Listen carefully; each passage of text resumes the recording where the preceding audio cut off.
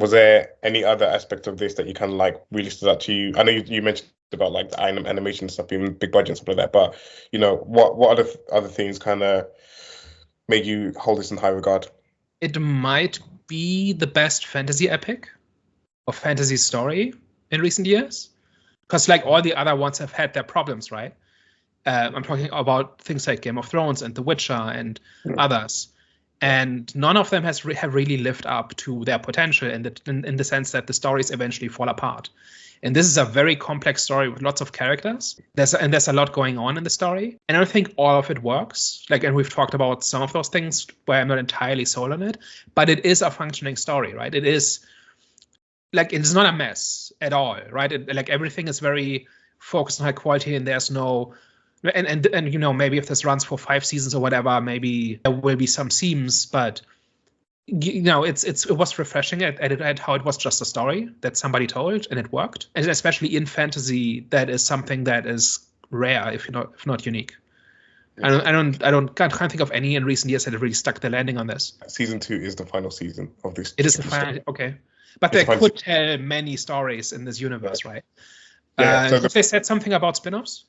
Yeah, so the plan is that because they've got like so many characters, is that this is going to be the conclusion of Jinx and Vi's story. I think they did mention that some characters within this might get their own stories or might appear again in other stories. But for this particular story, and I think that's probably the right approach as well, is that you have this concise story. You don't need to drag it out for sort of 4 or 5 seasons. You've got a rich world to kind of like dig into and sort of tell multiple different stories from different perspectives. So I think they're making the right approach on that sense. And just to kind of like lean into the story again in this, what I really appreciate as well is how all the different sort of stories and all the different subplots kind of like really come together to fit the overarching or sort of the overall story that they're sort of telling in this. And like every individual story has an impact, whether it's sort of like minor or whether it's sort of major, has some type of influence on sort of what's happening in other stories and and it's affecting the other world. So most notably, obviously,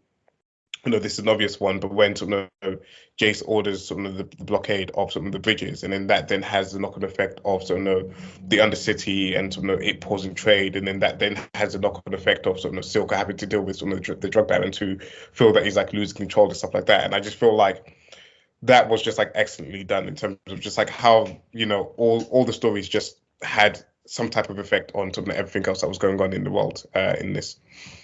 Oh yeah, I agree with that. Yeah, it's very complex, but it also moves at a decent pace, and all the pieces kind of feed into each other, like you said. Yeah, so that's definitely one of its strong points. And I think it being a 2-season story may help with that as well, where you don't have to wait 5 years to figure out what the relevance of some character is or something.